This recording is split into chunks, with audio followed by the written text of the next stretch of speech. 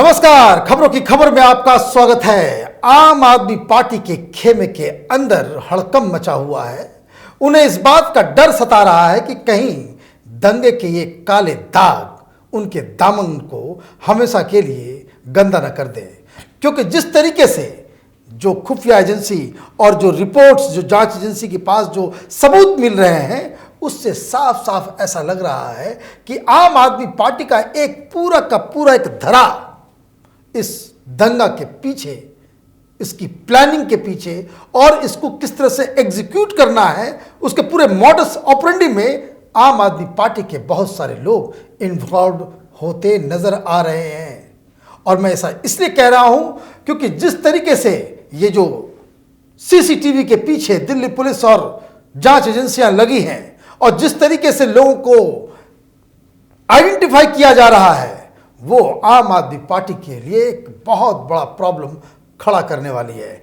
लेकिन इस इन्वेस्टिगेशन के बारे में मैं आपको बताऊं, उससे पहले मैं आपको बताता हूं कि किस तरीके से आज आम आदमी पार्टी इस बौखलाहट में अपने एक लीडर से किस तरह के अनाप शनाप बयान दिलवाने के लिए उसे मजबूर किया गया।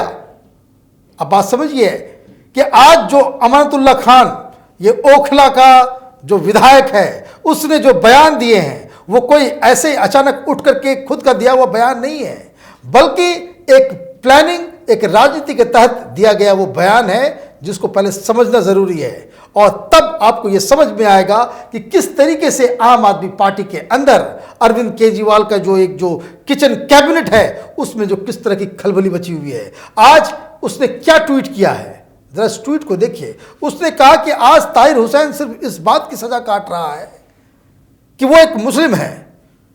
शायद आज हिंदुस्तान में सबसे बड़ा गुनाह मुस्लिम होना ही है। यह भी हो सकता है कि आने वाले वक्त में यह साबित कर दिया जाए कि दिल्ली की हिंसा ताहिर हुसैन ने कराई है। अब आप समझे, चोर के दाढ़ी में तिनका। ये पहले ये बोल रहा है कि ये डिफेंस मैकेनिज्म है, ये केजरीवाल का बिल्कुल एक आप कह सकते हैं कि काम करने का एक पुराना तरीका है, पुराना तरकीब है कि इससे पहले कोई आदमी आपके ऊपर सवाल उठाए, आप खुद ऑफेंसिव आकर के आप उसमें जो है एक लाइन ले लो।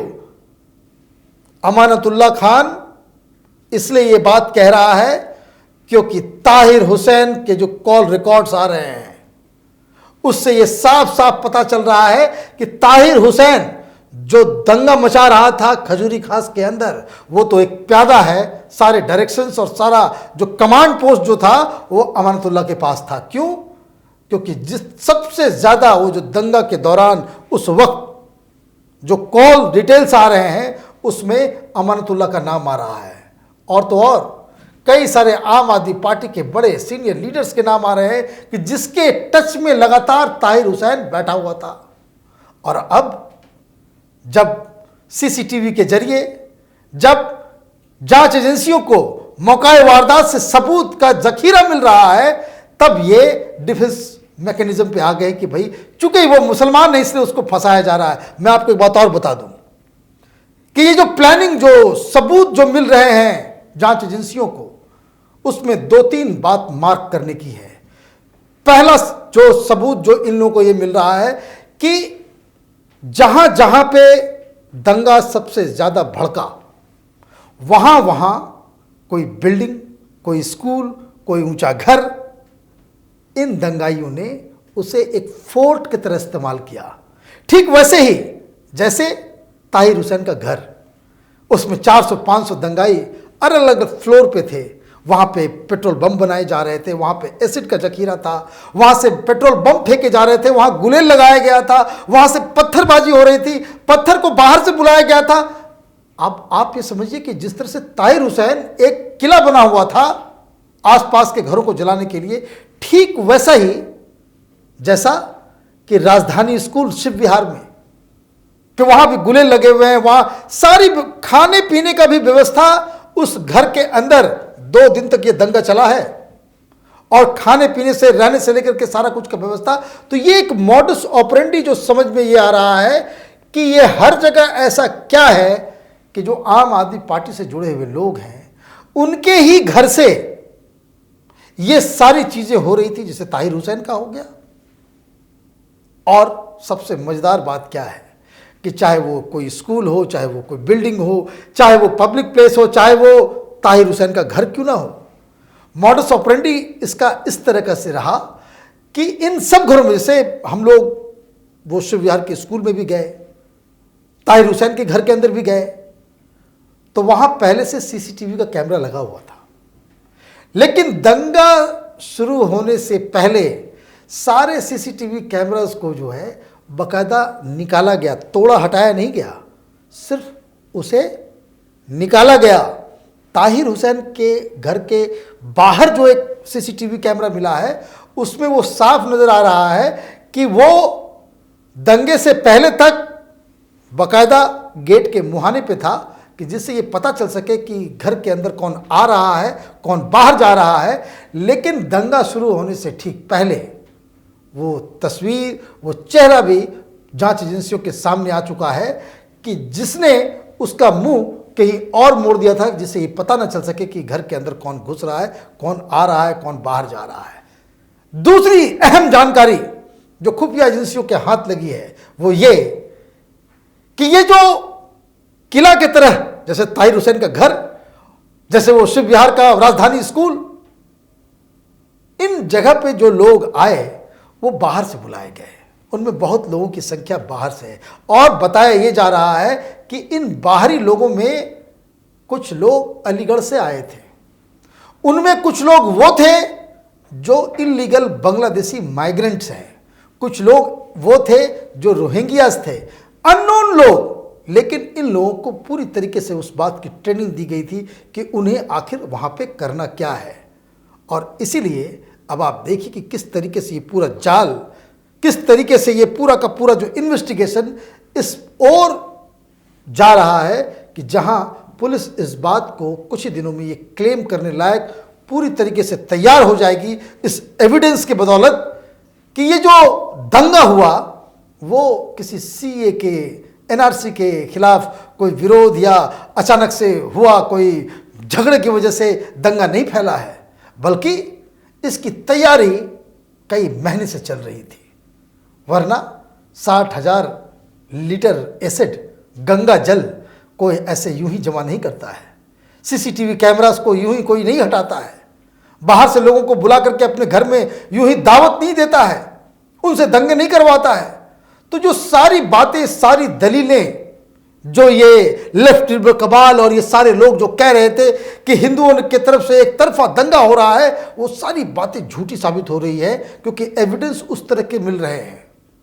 और सबसे बड़ी बात कि आज जब आम आदमी पार्टी के रणनीतिकारों को, राजदारों को, केजरीवाल के नजदीकियों को यह समझ में आने लग गया है कि आम आदमी पार्टी के सिर्फ ये अमानतुल्ला और ये आपका ताहिर हुसैन ही सिर्फ फंसने वाला नहीं है, क्योंकि जो सीसीटीवी कैमरा के अंदर जो लोग पकड़े जा रहे हैं उसमें बहुत सारे ऐसे लोग हैं जिनके तार, जिनके रिश्ते आम आदमी पार्टी के साथ हैं। ऐसे में पार्टी क्या करेगी? और इसलिए आनन फानन फौरन फिर से राजनीतिक गेम जो है वो खेल दोहराने के लिए अमानतुल्ला को केजरीवाल ने मार्केट में सामने रख दिया। और वो आकर के ये कह रहा है, ये पुराने, ये आप देखिए कांग्रेसियों का ये पुराना दलील है।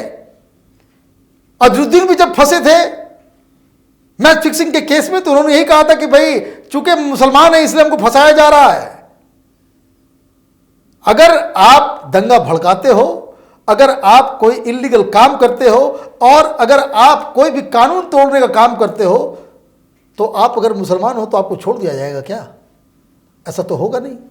और इसलिए ये काम और ये जो नए नए जो जानकारियां आ रही हैं, जो इन्वेस्टिगेशन आ रहा है, उससे केजरीवाल की चिंता बढ़ती चली जा रही है। कहाँ वो एक प्रो सॉफ्ट हिंदुत्व की लाइन लेकर के राजनीति करने चले थे, लेकिन इस दंगे की वजह से और जिस तरह से लोगों के नाम सामने आ रहे हैं उसमें वो फंसते चले जा रहे हैं। लेकिन एक और जो बातचीत करते हुए मैं कहता हूं कि ये इतने शातिर लोग हैं, अमानतुल्ला जैसे लोग, कि इनको पकड़ना भी बड़ा थोड़ा समझना पड़ता है कि ये क्या आखिर क्या करना चाह रहे हैं। एक और ट्वीट उसने एक ट्वीट किया है, देखिए किस तरह से कितने भ्रष्टाचारी और कितने लोग मर रहे हैं, स्थिति खराब है दिल्ली की, लेकिन बेईमानी की आदत इन लोगों की जाती नहीं है। अमानतुल्लाह का एक और ट्वीट है, उसको देखिए। वो कह रहा है कि दिल्ली फसाद में 19 मस्जिदें जिन्हें जलाया और तोड़ दिया गया। इंशाअल्लाह कल से दिल्ली वक्फ बोर्ड की मस्जिद कमेटी उन सभी मस्जिदों को पूरी तरह से रिपेयरिंग करने का काम शुरू करने जा रही है। आज कमेटी को 5 लाख रुपए दिल्ली वक्फ बोर्ड ने एडवांस के तौर पे दे। अब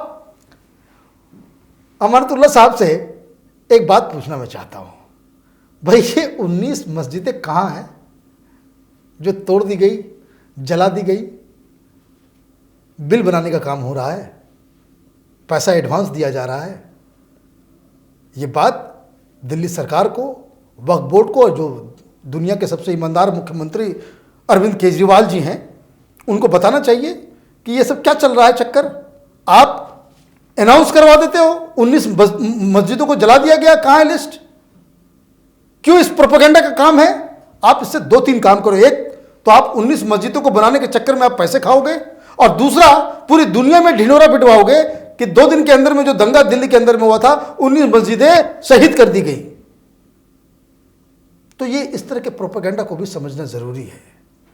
मजेदार बात क्या है कि ये सारे लोग मिलकर के, ये केजरीवाल और उसके गैंग, और ये लेफ्ट लिबरल कबाल, ये विपक्ष, ये कांग्रेस पार्टी, इस देश को इस बात के लिए बदनाम करने में तुली हुई है कि पुलिस ने यहाँ पे कोई प्रोग्राम कर दिया है, जनसंहार, पुलिस लोगों को, असहाय मुसलमानों को जो मारा है। मैं बार बार कह रहा हूं, जो सच है उस सच को सबको मानना चाहिए, उस सच को दिखाना चाहिए। दिल्ली में जो दंगा भड़का, उसमें हिंदू और मुसलमान दोनों को नुकसान हुआ है, मौतें दोनों साइड हुई हैं, आगजनी, घर, मंदिर, मस्जिद, ये सब तरफ जले गए हैं। और इसलिए सिर्फ इसे एक तरफा कहना, चाहे वो इधर से या उधर से, वो गलत होगा। और सबसे बड़ी बात और सबसे चिंताजनक बात ये कि जो दंगे के ऊपर अब कुछ लोग जो राजनीति करना चाहते हैं, उनको रिजेक्ट करना ज़रूरी हो गया है। अदरवाइज ये दंगे की राजनीति इस देश को कहीं अच्छी ओर लेकर के नहीं जा रही है। आप देखते रहिए कैपिटल टीवी। हमारे वीडियोस को लाइक कीजिए, शेयर कीजिए और हमारे चैनल को सब्सक्राइब कीजिए। धन्यवाद।